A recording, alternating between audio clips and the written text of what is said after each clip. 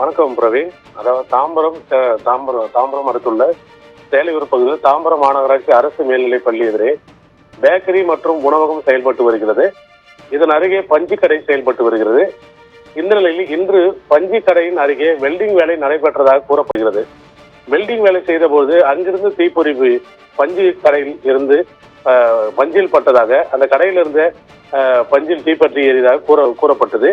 இதன் காரணமாக பஞ்சு கடையின் திடீரென தீப்பற்றி எரிய துவங்கியது. பஞ்சு கடை தீப்பற்றி எரிந்ததால் உள்ளே இருந்த பஞ்சுகள் எரிந்து நாசமாகின. கடையில் வேலை செய்த 10க்கும் மேற்பட்ட நபர்கள் வெளியில் ஓடி வந்து உயிர் தப்பினர். பஞ்சு கடையில் ஏற்பட்ட தீ விபத்து மளமளவென பரவி அருகில் இருந்த பேக்கரி மற்றும் உணவகங்களில் உள்ள கடைகளுக்கும் தீப்பற்றி எரிய தொடங்கியது.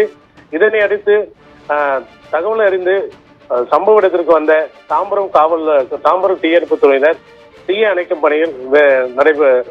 பணியில் நடைபெற்று வருகின்றனர். அதாவது இந்த தீ விபத்தில் 3 கடைகளிலும் தீப்பற்றி எரிந்து வரும் நிலையில் அப்பகுதியில் ஒரு கரும் புகை மூட்டம் ஏற்பட்டுள்ளது.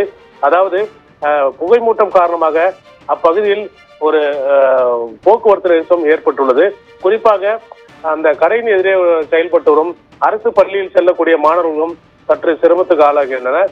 மேலும் தாம்பரம் வேளச்சேரி பிரதான சாலையில் வழியே செல்லக்கூடிய வாகன ஓட்டிகள் பெரும் பாதிப்பு அடைந்து வருகின்றனர். இந்த தீ விபத்தில் 3 கடைகளும் முற்றிலும் எரிந்து நாசமடைந்துள்ளது.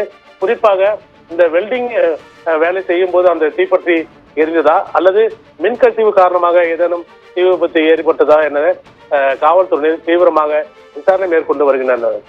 பிரவீன். தாம்பரம் சேலையூர் பகுதியில் பற்றியிருந்த தீ விபத்து மிகப்பெரிய பரபரப்பை அங்கு ஏற்படுத்தியிருக்கிறது. தீ விபத்து குறித்தான காட்சியை நாம் பார்க்கலாம்.